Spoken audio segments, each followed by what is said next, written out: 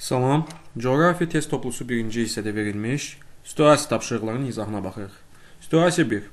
Əsas relyef formalarından biri olan dağlar yerin daxilində baş verən proseslərin nəticəsində əmələ gəlir.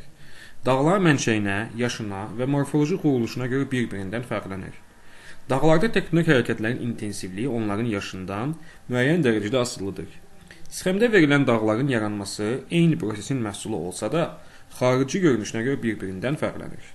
Deməli, bizə 3 dənə sxem verilib. Birinci, ikinci, üçüncü sxem.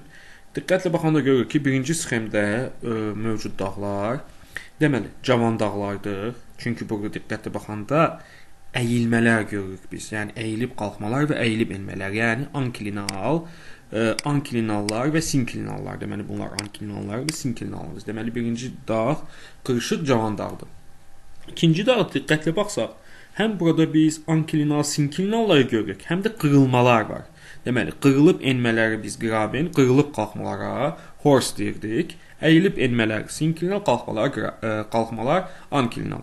Deməli, biz bu dağda ikinci sxemdə həm anklinallar və sinklinallar və həm horse və grabenlər görürük. Deməli, bu dağlar qırışıq faylı dağlardır. Üçüncü dağ isə yalnız qırılmalar var burada, əyilmələr yoxdur.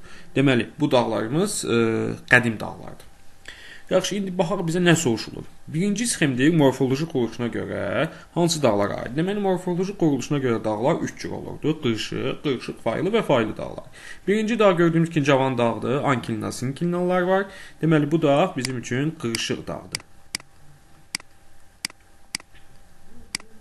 Sonra yaşına görə, qırışıq dağsa yaşına görə də cavan dağ olmalıdır mütləq şəkildə. Qırışıq dağlar cavan dağlardır və ad dağ əmələ gəlmə mərhələsində əmələ gəlmiş dağlardır. İkinci sxemədəki dağlar demişdik ki, biz həm anklinal, həm sinklinal, həm horst grabenlər var. Deməli, bu dağlar qırışıq faylı dağlardır. Qırışıq faylı dağlar o qədər çox deyildi. Deməli, qırışıq faylı dağlar qədim dağlar olsa, sonra yenidən cavanlaşmaya məruz qalmış dağlar idi. Bu dağlara biz Tian Shan, Altay, Sayan və bir də Baykal ətrafı dağları misal göstərə bilərdik. Deməli, qırışıq faylı dağlar yaşına görə isə əslində qədim dağlar, çox bunlar qədim dağ kimi götürülür. Amma bəzən də yenidən cavanlaşmış qədim dağlar, əslində yaşına görə bunlar da qədim dağlar götürülməlidir. Amma bəzən yenidən cavanlaşmış da yazıla bilər, amma əslində qədim dağdır. Üçüncü sxemdəki dağlar dediyimiz kimi bunlar da qədim dağlar, yəni faylı dağlardır və yaşına görə də faylı dağdırsa, yaşına görə də qədim dağdır. Sonra bizdən nə soruşulur? Deməli, verilən sxemlərdəki dağların hər birinə aid ən azı bir fiziki coğrafi xüsusiyyət yazın. Deməli, birinci dağlar cavan dağlardır. Deməli, cavan dağlardırsa bunlar anklinal, sinklinallar var. Litosfer tavalarının sərhədlərində yerləşir. Deməli, hündürlüyü çox olur, zirvələr şiş uclu olur. Fəaliyyətdə olan vulkanlar rast gəlinir və fəal seismikliyə malik olan dağlardır. İkinci sxemdəki dağlar qırışıq faylı dağlardır. Belə dağlarda həm horst və grabenlər, həm də anklinal və sinklinallara rast gəlinir. Bu dağlar əsasən qədimdə yaranmış olsalar da, Kaynozor erasındakı Alp dağ əmələ gəlmə mərhələsində yenidən qalxmağa məruz qalmış dağlar hesab olunur bu dağlarımız. Üçüncü sxemdəki dağlar isə qədim dağlardır. Yəni əsasən seismik cəhətdən daha passivdir. Yəni bunlar artıq köhnəlmiş proseslər baş verir. Yəni bunlara paleotektonik hərəkətlər səciyyəvidir. Bu dağlar üçün deməli güclü aşınmaya, parçalanmaya məruz qalıb və əsasən geosinkron inkişafın 4-cü mərhələsi, yəni son mərhələsində olan qədim dağlar hesab olunur bunlar. Və əsasən fəaliyyətdə olan vulkanlara da rast gəlinmir belə dağlardır. Yəni bu kimi xüsusiyyətləri biz qeyd edə bilərik. Əlbəttə ki, bizə situasiya formasında qəbulda düşsə, cədvəl formasında verilir çox vaxt. Deməli, indi bizə xəritə sxemdə verilmiş dağları müəyyənləşdirək. Bir bizim üçün Ural dağlarıdır. Və Ural dağları üçüncü sxemə uyğundur, qədim dağlardır. Deməli, faylı dağlardır. Burada bizində Ural adını bizə əsasən verilmiş cədvələ uyğun olaraq qruplaşdırın deyilir. Yəni bir Ural dağları bu düşür. Sonra 2-dəki dağlar. 2 rəqəmi bəli, Skandinaviya dağları. Skandinaviya dağları da həmçinin qədim dağlardır, yəni faylı dağlardır.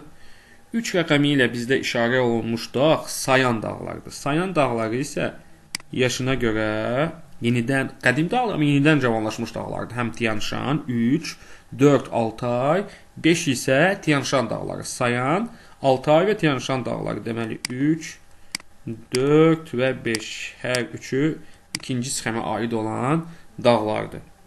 Sonra deməli digər dağlara baxaq. 5, 6-cı dağ Himalay dağlarıdır və Himalay dağları cavan dağlardır, qırışıq dağlardır.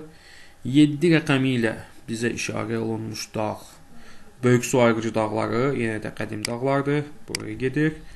8 rəqəmi Atlas dağları cavan dağlardır. 9 rəqəmi ilə bizə işarə olunmuş Afrikanın cənubunda yerləşən Kap dağlarıdır. 3-cü sxemə uyğundur. 10 rəqəmi An dağları 1-ci sxemə uyğundur. Qırışıq dağlardır. 11 rəqəmi ilə Palaş dağları yenə 3-cü sxemə aid olan dağlardır. 12 isə 12 rəqəmi ilə işarə olunmuş dağlar Alp dağları və cavan dağlardır və həmçinin də qırışıq dağlardır. 12 də buraya aiddir. Deməli situasiya 2-yə baxaq. Pekindən 40 şimal enliyi və 117 şərq uzunluğunda meridian və paralel üzrə müxtəlif istiqamətdə və azimutlarda 0, 180, 90 və 270 hərəkətlə 4 tədqiqatçı 40 şimal enliyi 63 qərb uzunluğuna çatdı. Lakin tədqiqatçıların qət etdiyi məsafə və keçdiyi coğrafi obyektlər bir-birindən fərqlidir. Deməli, bizim birinci tədqiqatçıların yerləşdiyi məntəqə Pekin şəhəridir. Yəni 40 şimal enliyi 117 şərq uzunluğunda yerləşir. Və onlar 40 şimal enliyi və 63 qərb uzunluğunda bir-biri ilə yenidən qovuşublar. Əvvəlcə biz 2 dənə yarımkürə çəkək. Bunlar bizim qərb yarımkürəsi və şərq yarımkürəsi olsun və bunlar üzərində işləyək. Deməli, birinci bizim yerləşdiyimiz məntəqə bizə deyilir ki, 40 şimal enliyimiz olsun və 117 şərq uzunluğu. 117 şərq uzunluğunda yerləşir bizim məntəqəmiz. Yəni Pekin şəhərindəyik biz. Burası bizim Pekin şəhərimiz. Pekin şəhərindən 4 tədqiqatçı, biri 0 azimutla, digəri 90, 270 və 180 azimutlar 4 fərqli istiqamətdə hərəkət edirlər. Və hərəkət etdikdən sonra onlar gəlib çatıdlar 40 şimal enli və 63 qərb uzunluğuna gəlib çatıblar. 63 qərb uzunluğu, 117 şərq uzunluğu. Diqqətli baxanda bu məntəqələr arasındakı dərəcə fərqi, yəni 117 üstəgəl 63 bərabərdir 180 dərəcə. Yəni 180 dərəcə əgər uzunluq fərqi varsa, onlar bir-birinin tam arxasında yerləşirlər. Yəni bir-birinin bunun tam əks tərəfində, yəni kürə formasında olduğu üçün tam əks tərəfində bir-biri ilə qovuşublar. Bu 4 səyahətçi bir-biri ilə. Deməli, birinci səyahətçi şimal istiqamətində gedib, qütbdən gedib, 90 dərəcə qütbdən keçməklə gedib, ikinci cənubdan, digərləri isə şərq və qərbdən gedib. İndi bizə sualdan bizdə nə soruşulur? Eyni məsafə qət edən tədqiqatçının hərəkət etdiyi istiqamət və azimutu müəyyən edib yazın. Deməli, eyni məsafə qət edənlər şərqə və qərbə gedənlərdir. Bizdən hərəkət etdikləri istiqamət və azimutu istəyir. Deməli, birinci, yəni 90 azimut, yəni şərq tərəfə gedən və 270 azimutla qərb tərəfə gedən tədqiqatçılar eyni məsafədə yol getdilər. Çünki onlar meridian çevrəsi üzərinin tam əks tərəfində bir-biri ilə kəsişdilər. Ən qısa məsafə gedən isə qütbdən gedən, yəni şimal istiqamətinə gedəndir. Çünki o 40 şimal enliyindən 40 yenidən şimal enliyinə qayıtdı. Ən qısa məsafə qət etdiyi məsafəni hesablayın deyir bizə. Deməli, maksimal qütb 90 dərəcə olduğu üçün birinci tədqiqatçı çıxdı, 90 dərəcə şimal enliyinə qədər çıxdı. Yəni 90 dərəcə qütbə qədər çıxdı. Sonra 90-dan yenidən 40-a qədər indi. Deməli, 40-dan çıxdı 90-a qədər. Deməli, burada o 50 dərəcə məsafə qət etdi. 90-a qədər, sonra 90-dan yenidən 40-a qədər də 50 dərəcə. Deməli, ümumi bu tədqiqatçı 50 üstəgəl 50 100 dərəcə məsafə qət etdi. 100 dərəcə məsafə meridian çevrəsi üzərində getdiyi üçün də 1 dərəcə 111 kilometrə bərabərdir. Bu da bizə bərabərdir 11100 kilometr deməli məsafə qət etdi.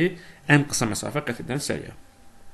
Sonra başlanğıc məntəqədən son məntəqəyə çatmaq üçün müvafiq olaraq qərb və şərq istiqamətində hərəkət edən tədqiqatçıların keçəcəyi materik və okeanları müəyyən edin. Deməli, birincisi ilk olaraq qərbə gedəndən başlayaq. Yaxşı, qərbə gedən tədqiqatçı Avrasiya materikində idi. Deməli, Avrasiya materiki, sonra o Atlantik okeanına keçdi. Avrasiya, Atlantik okeanı, Atlantik okeanından deməli, birincisi dedik ki, biz qərb istiqamət Avrasiya, Atlantik okeanı bizə 63 qərb uzunluğu və 40 şimal eni çatmışdılar. Bu da hardasa Şimali Amerika sahillərinə yaxın bir ərazidir. Deməli, birinci tədqiqatçı keçdi qərbə gedən Avrasiya və Atlantik okean. Şərqə doğru gedən səyahətçi isə əvvəlcə Avrasiyada idi, sonra Sakit okean, sonra Şimali Amerika, sonra yenidən Atlantik okeana çatdı. Beləliklə tam bir dövrə vurub yenidən bir-biri ilə qarşılaşa bildilər tədqiqatçılar.